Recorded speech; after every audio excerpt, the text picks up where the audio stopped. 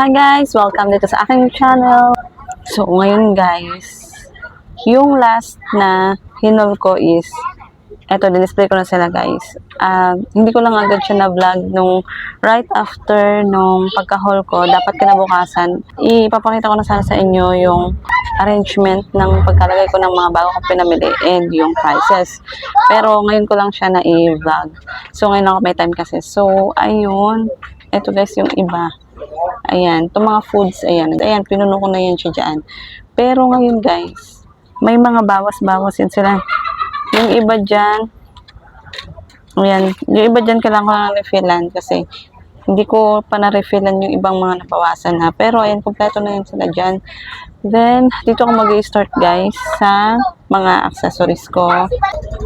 Ayan, so andito guys yung mga accessories ko guys.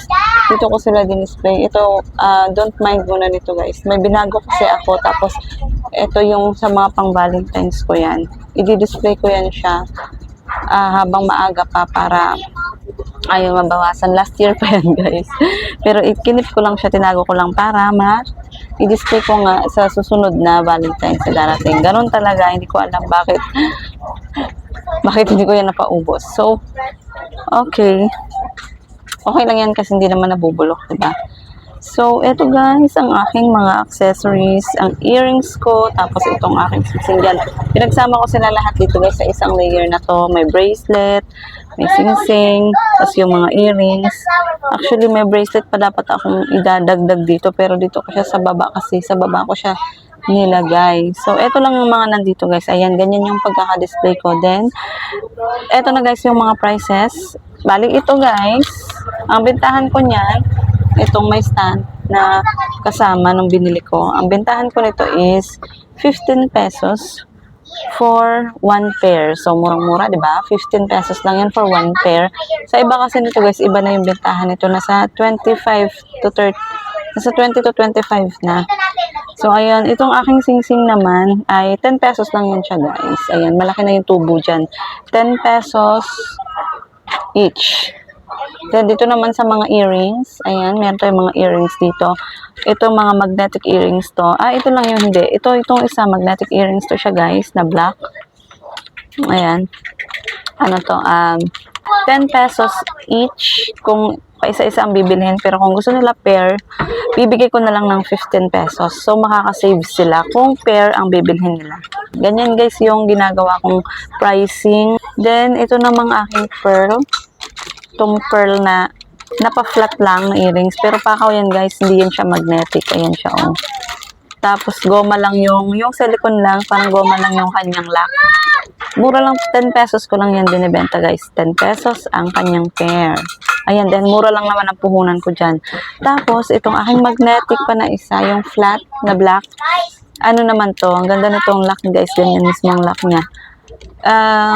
10 pesos din yung isa. Hindi na, pag dalawa, ganun pa din. So, 10 pesos each. Yan yung bitahan ko mismo dyan. Hindi ko na siya iba-buy pair kasi mas malaki yung tubo dito. Kung gagayahin ko dito, malulugi ako dito. So, ito, by pair ko, by retail ko talaga siya binibenta. Kung dalawa man, 20 pesos. 10 pesos pa din ang isa. Kahit dalawa, bilhin nila. So, ayan guys, ang aking mga accessories, yung mga bago kong pinamili. Tapos, itong mga bracelet, nandito. Ayan, itong mga bracelet na to guys. Sa baba ko kasi ito nilagay. Tapos, itong bracelet na to, ito. Ayan, ano naman to siya guys. Bebenta ko naman siya ng 20 pesos each. Ayan, 20 pesos. Kasi na-adjust na siya. Tapos guys, meron pa akong earrings dito. Ito siya. Pearl din. Akala ko guys, may bebenta ko siya ng 15 pesos by pair. Pero, ang konti ng tubo ko. So, pang 20 pala to, 20 pesos. So, tingnan natin kung mabebenta ko siya ng 20 pesos. Ayan. Pearl naman siya. Tsaka maganda naman yung kanyang lock. Ayan siya, oh. Ganyan siya, oh. Para siyang tunay. Ayan. Pearl. So, 20 pesos to siya, guys. Kasi meron siyang 10 pairs lang sa isang tie. Ayan siya. Then, guys, di ba may mga fake nails akong binili? So, display ko siya dito sa aking clear na, case. So, tinanggal ko dyan, guys, yung mga slime ko, nilipat ko dito sa baba kasi naglulundo siya. Mabigat kasi talaga yung slime. So, pang magaanan lang pala yung bawat layer niya kasi hindi ganoon kakapal. Makapal yung case, guys, yung case. Pero yung pinaka layered na nilagay is hindi siya talagang sturdy na kahit lagyan nyo ng mabibigat na slime. So, pwede na siya sa mga karton, kagaya ng mga fake nails kasi magaan lang. So, eto siya, oh. Ayan siya, guys. Eto ang aking mga nails. Ayan, nakalagay sa case. Medyo magulo-gulo na siya, guys, kasi may mga bumili. And yung partner ko yung nagtinda sa kanila, kaya medyo magulo. Hindi pa naayos. So, ito, guys, yung sa baba. Yung dati ko pa to. Ngayon, may malalagyan na ako, guys. Hindi na siya yung madumi kasi lagi siya naaalikabukan. Kaya, every month, pinupunasan ko yan siya. Gaga, hindi pa nauubos. Tsaka hindi din kasi siya visible yung pagkakadisplay. At least ngayon, guys, talagang visible na sila. So, itong sa paa, 25 yan, di ba? So, bilata ko na lang yan 25 na dati is pang 30 pesos yan. So, ginawa ko ng 25. So, itong mga bago ko, guys, na nails, fake nails para sa kamay, ito, ay tigti 30 pesos yan. Ayan, tigti 30 pesos na lahat yan. Kasi meron naman ako tigti 20, guys. Kung hindi nila afford ang 30, ito, meron akong tigti 20 pesos dito. So, ginanito ko na siya para kita na talaga. Yan, dati kasi nilalagay ko lang yung dito sa tayan ko ng mga clay. So, ito na ang aking mga slime and clay. Ayan. Nilipat ko na sa baba itong mga slime sa dating lagayan ng clay. Nilipat ko na siya dito. Tapos yung water slime na yung maliliit ko. Ayan, dito ko na lang siya nilagay. Ayan. Pagdating naman dito, guys, sa mga candies, ayan, kahit papaano, medyo napupuno na natin siya. Ayan, yung cola ko. Ano ba itong nilagay ng aking Sophia? So, ayun, guys, ganyan ang ating pagkaka-arrange dyan. Yan. Tapos, guys, itong mga box, nilagay ko na din dito kasi wala akong mailagay dito dahil ang mga laman nito, guys, is naka-display na dito, nakasabit na. Pero yung mga box niya, instead na i-keep ko, in-expose ko na siya dito. Ayan. Para sabihin pa din na mayroon pa din dito, puno pa din may mga candies. Pero pag hindi nila masyadong kita doon sa dito kasi nakatagilid, dito sila mamimili. Tapos doon ako kukuha sa naka-display na nakalabas na. Ayan. So, dito tayo, guys. Taas. Ayan. Ito, guys, ang aking pang Valentine na lollipop. Ayan. Ano to siya? Bentahan ko nito is 10 pesos. Dalawa na siya.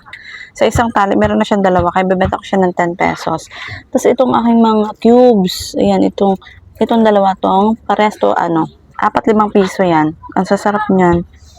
Ayan. Talaga, sulit na sulit yan, guys, sa 5 piso. Meron na silang 4. Napakasulido. And then, ating wax candy. Meron pa din 6 pesos yung isang balot. Meron na siyang 2 piraso sa isang balot. So, tigsa 6 pesos lang yan binibenta. Then, ang aking cola, nakarati belts. Same pa din. 3-5 piso yan. Ano pa ba? Ayan, ang mga dati ko pa yan na-share ko na, guys, kung magkano yan, yung iba. Then, ito, doon ako sa naka-display, guys, magpapakita ng prices. Kasi yan, mga box lang yan. Then, dito, guys, sa gilid, wala na akong space dahil hindi ko pa talaga naayos yung iba kong display para magkaroon ng space. So, dito na lang muna to siya, guys. Kitang-kita naman. So, 10 piso nga ang bintahan ko nito, guys. Ayan. Malapad naman siya. Ayan, 10 piso, isang pad. Marami ng laman yun. Yun yung Demon Hunter na tattoo. Tapos pagdating dito sa baba, wala naman akong bago dyan. Yung iba ko pa, ito, guys, bago ko din to. Ito yung mga crystal ball na yung malaki. Naman to, 5 pesos lang, guys, isa. Tapos, ito, bago din to, itong ating kuko. 7 pesos naman, guys. Kasi nung unang bili ko sa ibang shop, naibibenta ko siya ng 6 ngayon. Iba na yung presyo niya, medyo mataas. So, kaya ayun, pang 7 na siya. Ayan. So, ganyan lang muna, guys, yung arrangement, ha. Kasi, minadali ko lang i-display yan dyan noon. Tapos, medyo na bakante ako, aayusin ko yan dyan. Kasi may yung iba kong mga balloons, guys, yung meron kasi akong biniling pang 5. ito lang ang na-display ko. Ito lang muna, yung may Happy New Year. Yung iba, wala pa. Pero yung iba kasi ano lang yun, yung red tapos plain na assorted din. So, 5 pesos yan. Ayan, yung iba dito guys is, iba ka dati pa yan na nabanggit ko na din yung mga presyo niyan. And then ito na guys ang aking mga pagkapagkain. Ayan, mga pagkapagkain natin dyan. So, ito guys yung mga sour stick gummies ko. Ayan, ganyan ko siya display. Ayan, nasa attractive lang. So, dalawa pala to. Dalawang flavor lang to. So, halos lahat tig-6. Ayan, yung mga ganyan guys, ayan, o mga nakasabit. So, mga tig-6 kabetahan ko niyan guys. Ayan, kasama tong toys pen, itong jelly beans, 6. Except lang guys sa aking lachaw, ito. Hindi ko ito nasali sa haul. Nakalimutan ko pala. Lumpia, long roll, lachaw. Ang bili ko niyan is 125 yung isang pack. Tapos may 30 pieces na siya. So, mas mura siya guys dito sa shop na to. Dito sa stall na to na latest kong pinagbilhan. Ando naman guys sa haul ko. Yung stall number nila. Kung interested kayo, panoorin nyo po yun. Then, eto guys. Mabenta sa akin. Spicy Trips Seaweeds. Ayan, 12 pesos naman ang bentahan ko nito guys. Ganyan yung kanyang itsura. Ang sarap nito. Manamis-namis siya. Ayan, meron pa ako doon. Didisplayhan ko pa yan. So, ganyan guys, yan lahat ang aking mga napamili noon. Ha? Mga candies, lachaw. So, ayan. Pupunuin ko yan mamaya, didisplayhan ko. Re-refillan ko. Tapos, the last thing na binili ko last time is, ito na ata.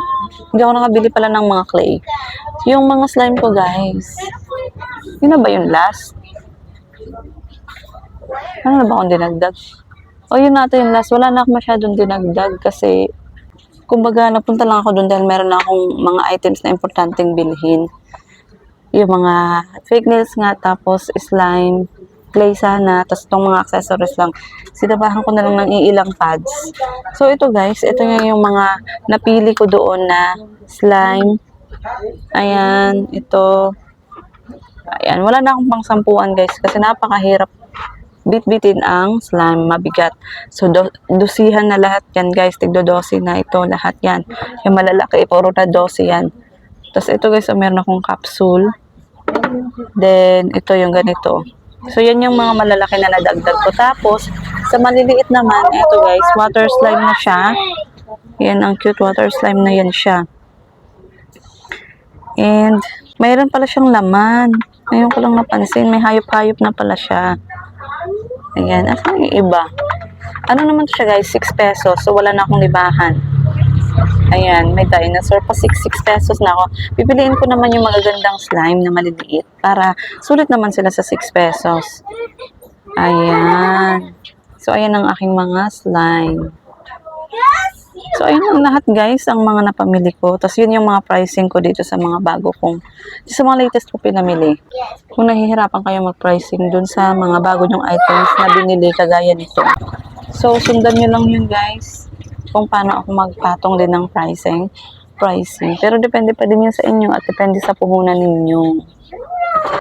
So, ayun guys, kung may mga tanong kayo, mag-comment lang kayo para masagot ko.